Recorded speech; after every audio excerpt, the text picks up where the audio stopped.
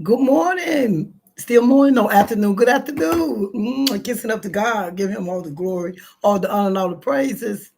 Football. Well, church first, then football. My name is Jennifer Brooks. I am your Southern Belle. This morning, I'm coming on with emotional strongholds. Now, emotional strongholds, Google, is an occurring pattern of false and deceptive thoughts and beliefs that take root in the mind, leading to a captive state or negative emotion like fear, doubt, or anger. These patterns create internal thoughts that are hard to break free from, affecting self worth, judgment, and the ability to live a fulfilling life. Strongholds are often formed from past experiences, upbringing, and cultural influences, and can only be overcome by um, replacing the false belief with truth. How emotional strongholds form? False beliefs. Strongholds are built on untrue assumptions about yourself, God, and the world. Deceptive thoughts. They begin when a harmful or incorrect thought pattern takes hold and is accepted as truth. Past experiences. Root causes can include family upbringing, past hurt, negative experiences that shape our eternal um, narrations. Occurring patterns. A key characteristic of a stronghold is it occurs naturally, where a person finds themselves repeatedly falling back into their same negative cycle. Common examples of emotional stronghold: fear and anxiety, an intense sense of dread and restricts one's ability to act or move forward. Doubt and confusion, causing uncertainty and indecisive, hindering clearing thoughts. Rejection or low self-esteem, a painful pattern of feeding unworthiness or feeling unworthy or unloved. Bitter and angriness. Anger and bitterness. I'm sorry. Persistent feelings of resentment and frustration. Victim mentality, a belief that one is powerless or that life is not worth living. Overcoming some of these strongholds. Identify the deception.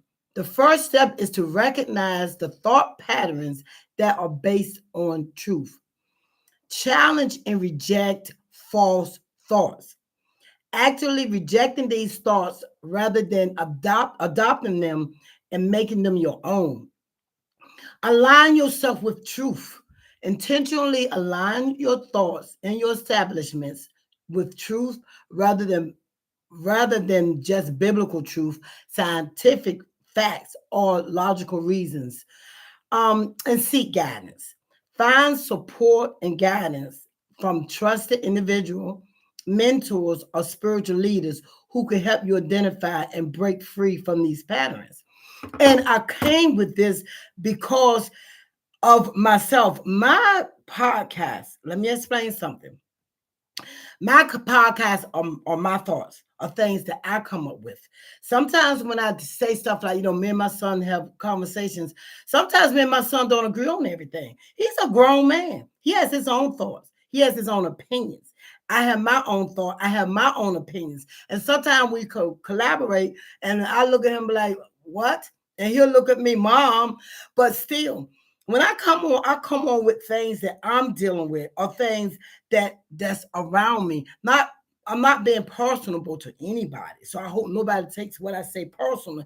But if I'm stepping on toes, just say ouch and look in the mirror to see if you're dealing with some of these things. Because I was dealing with emotional strongholds big time in my life until I had to heal, until I had to recognize and realize that the things that are going on with me, I had to stop some of that stuff. Who wants to live um always stressing out and living in the past? Because that's all you're doing. You're living in what happened to you before and you're bringing it into your future. And a lot of times when you bring stuff into your future, It damages it. It damages it. It may damage the person that you're dealing with. It may damage your family. It may damage your circumstances, your job performance, anything that deals with you, because whatever you carry with you, it's gonna come out, especially if you're suppressing it. When you suppress all of that emotion and all of those strongholds, you're holding it down until something happens. And then all of a sudden, all of it comes out at once. You're lashing out. And that's why it says sometimes it's good if you do seek to talk to someone. You'll be surprised at what you're probably holding down, or you'll be surprised if you thought that you was over it until it comes up, until something else happens that brings it up. That's why it's called emotional, because it's dealing with your mind. It's dealing with things that you're holding on to. It's dealing with things that you are not willing to let go, because if you let go, then your life is going to get better. Oh, isn't that something? Let it go so your life can get better. Let some of that stuff go. Those strongholds are there because you're allowing them to stay there. If you want to move on with your life and you want to have a better life, you better take a look at what's going on. I don't care. I've told you before. I have books full of stuff that I write down my feelings. I write down how I feel at that moment. And when I go back over some of my books and I look at some of the things, I was in a dark place at one time. The stuff that I wrote down, I had to make sure it was my handwriting, because I can't believe that I was allowing some of these things to keep me down in my life. That wasn't allowing me to move on. I have ruined a lot of times. I have ruined a lot of opportunities and chances in my life because those strongholds was holding me down.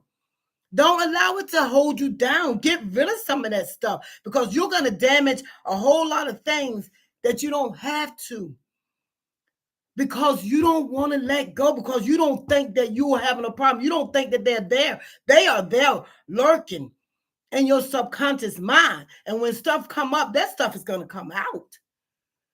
Get it out. Write it down. Talk to someone.